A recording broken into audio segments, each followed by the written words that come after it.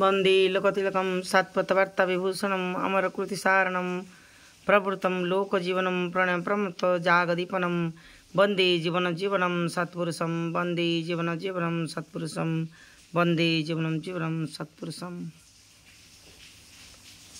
परम प्रेम श्री ठाकुर अनुकूल चंद्र जीवनी विषय पाठ कराऊँगी। तांकर जन्म वृत्तांत 1810 शताब्द बंगला सन 1295 साल भाद्र 30 तारीख संक्रांति ताल नवमी तिथि शुक्रवार दिवा चारिदंड 20 लिता समय श्री श्री ठाकुरंकर जन्म हुए। लोके आज घरे घरे ताल नवमी व्रत पालन करी तालबड़ा खाई आनंद उपभोग करिवे। रजनी प्रभात काल भगवान मरीचिमाली उदयाचिक चल शिखर परित्याग करी लोकलोचन प्रतीक्षाभूत होई नाहंती। विहंगमगण निज निज नीड़ मध्यरे थाई सुमधुर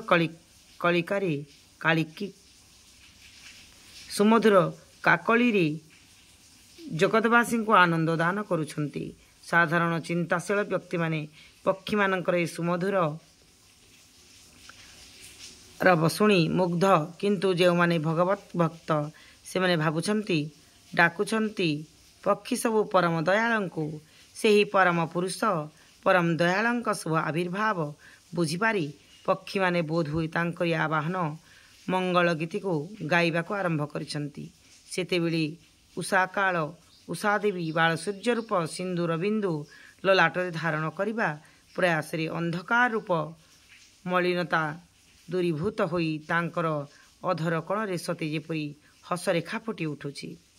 मुसलमान भक्तगण अन्य समस्त को अल्लाह आड़ को आकर्षण करी नमाज करने को उदार कंठरे आजान देउछंती। हिंदू भक्त माने हरिबोल ओ दुर्गा दुर्गा कही भगवान नाम करू करू शଯ୍ୟା त्याग करुछंती। लोकलोचन रे अंतराल रे थाई देवगण हुए तो प्रभाती संगीत गान करी भगवानंकर जय गान रे अज्ञात सारी मानव प्राण रे भक्ति रसामृत धारा वर्षण करुछंती। किंपा शुण अकारण कि हेतु जगते आसी किए तुमे गलो चाली भाभी देख आखि मेली होई सचेतन धन जनादि रे माती मलभृतरे बेठी खटी भाव पारे करिल किबा आयोजन केश धरी जे समन पलके नेब जीवन किपरि के निबारिब 84 भ्रमण केबे कि देखिछ भावी किबा हेब शेष गति केशने पाइब रक्षा दारा सुत धन भाग्यपुरब गगने हसई देख केशने देइछंती देखा सेही प्रेमिक तपन अंश कला सह एबे पूर्ण महत्वर भवे आसीछंती धरा धामे करो अन्वेषण।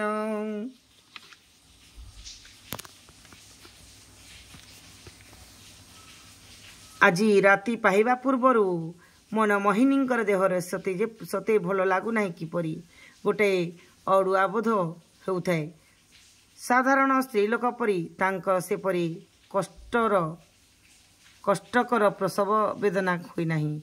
से सूतिका गृह को आसीछंती धाई तांक देहरे हाथ देई बसिछि। मन मोहिनींकर भवनी निकटरे बसिछंती। अन्य समस्त घरे बारंडारे बसी कौन हेब देखिबा पई उद्ग्रीव होई अपेक्षा करुछंती। कि आश्चर्य प्रसव समय जेपरी जंत्रणा वेदना किछि हुए सेपरी किछि जना जाऊ नहीं। मनमोहिनी हुए तो मूर्छित बा चंद्रागता ଧାଇ ମଧ୍ୟ ସେହିପରି ବସିବା ଅବସ୍ଥାରେ ଚନ୍ଦ୍ରାଚ୍ଛନ୍ନ, ଏପରିକି କେହି ସେ ସମୟରେ ସଜାଗ ନଥିଲେ। ଏହି ସମୟରେ ହଠାତ୍ ଗୋଟାଏ ନିଆରା ଆଲୋକ ଛଟାର ଝଲକରେ ସମସ୍ତଙ୍କର ଚନ୍ଦ୍ରାବସ୍ଥା ଭାଙ୍ଗିଗଲା। ସମସ୍ତେ ଆଶ୍ଚର୍ଯ୍ୟ ହୋଇ ପ୍ରସୂତି ଆଡ଼କୁ ଅନାଇଲେ। ଦେଖିଲେ ଭୂମିଷ୍ଠ ହୋଇଛି ଗୋଟିଏ ପୁତ୍ର ସନ୍ତାନ। ପ୍ରସବ କାର୍ଯ୍ୟ କିପରି ଭାବରେ ସମ୍ପନ୍ନ ହେଲା ତାହା ସମସ୍ତଙ୍କ ନିକଟରେ ଅଜ୍ଞାତ ହୋଇ ରହିଗଲା। ମନମୋହିନୀଙ୍କ ଏହି ଭାବ କ'ଣ ପ୍ରକୃତ ମୂର୍ଚ୍ଛା ବା ଚନ୍ଦ୍ରା? ଆଉ ଅନ୍ୟାନ୍ୟ ସମସ୍ତ ଚନ୍ଦ୍ରା କ'ଣ ପ୍ରକୃତ ଚନ୍ଦ୍ରା? ନା, ଏକ ମୋହନିଦ୍ରା, ଯେପରି ଯୋଗମାୟାଙ୍କ ଅପୂର୍ବ ମାୟା। ଭୂମିଷ୍ଠ ସନ୍ତାନଟି ମଧ୍ୟ ଅତି ଅଦ୍ଭୁତ। ମୁଣ୍ଡଟି କେଶଶୂନ୍ୟ। ଭୂମିଷ୍ଠ ହେବା ମାତ୍ରେ ସନ୍ତାନ ସ୍ୱଭାବତଃ ହିଁ କାନ୍ଦିଥାଏ।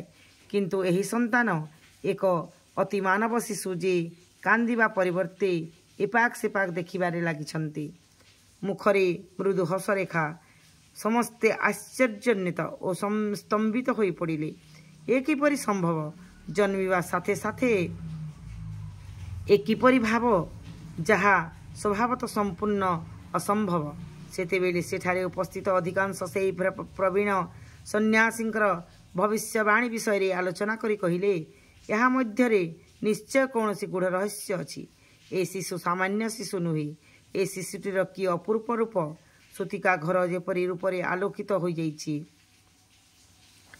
କୃଷ୍ଣ ସୁନ୍ଦରୀ ଏହି ରୂପ ଲାବଣ୍ୟ ସମ୍ପନ୍ନ ଆଶ୍ଚର୍ଯ୍ୟ ଶିଶୁକୁ ଦେଖିବା ମାତ୍ରେ ତାଙ୍କର ପୂର୍ବର ସମସ୍ତ ଶୋକତାପ ଭୁଲିଗଲେ। ପରିବାର ମଧ୍ୟରେ ଆନନ୍ଦର ଏକ ଢେଉ ଖେଳିଗଲା। ଦେଶାଚାର ଓ କୁଳାଚାର ଅନୁସାରେ କୁଳବଧୂମାନେ ଥର ଥର କରି 5 ଥର ହୁଳହୁଳି ପକାଇଲେ।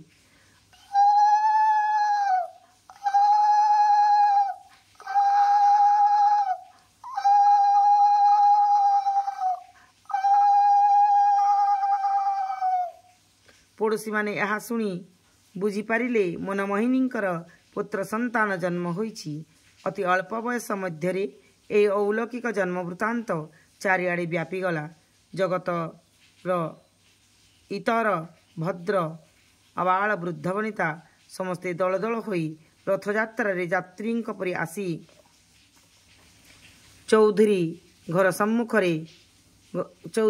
ଚୌଧୁରୀଙ୍କ ଘର ମୁଖରିତ କରିବାକୁ ଲାଗିଲେ। ସମସ୍ତେ ଦର୍ଶନ କଲେ ସେହି ନବଜାତ ସୁନ୍ଦର ସନ୍ତାନଟିକୁ।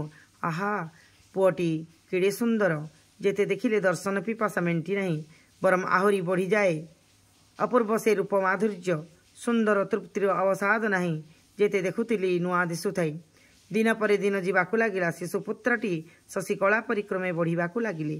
ମୁଣ୍ଡଟି କେଶରେ ଭରିଗଲା। ଜନ୍ମ ସମୟରେ ଜନନୀଙ୍କ ବୟସ ମାତ୍ର 18 ବର୍ଷ ଥିଲା। ଯେତେବେଳେ ଶିଶୁଙ୍କ ବୟସ ମୋଟେ 3 ମାସ, ସେତେବେଳେ ସେ ଦିନେ ଖୁବ୍ କାନ୍ଦିବାରୁ ମାଉସୀ ତାଙ୍କୁ ବହୁତ ଚେଷ୍ଟା କରି ଯତ୍ନ କରି ଶାନ୍ତ କରି ନ ପାରିବାରୁ ଶେଷରେ ବିରକ୍ତ ହୋଇ ଶିଶୁର ଗାଲରେ ଅଙ୍ଗୁଳି ଦ୍ୱାରା ସାମାନ୍ୟ ଆଘାତ କଲେ। ରାତିରେ ସ୍ୱପ୍ନ ଦେଖିଲେ ଶିଶୁ ତାଙ୍କୁ କହୁଛନ୍ତି, ତୁମେ ମୋ ଦେହରେ ରାଗି କରି ଆଘାତ କରିଛ। ତୁମେ ଜାଣ ମୁଁ କିଏ? ଇତ୍ୟାଦି। ଜୟ ଗୁରୁ, ଜୟ ଗୁରୁ।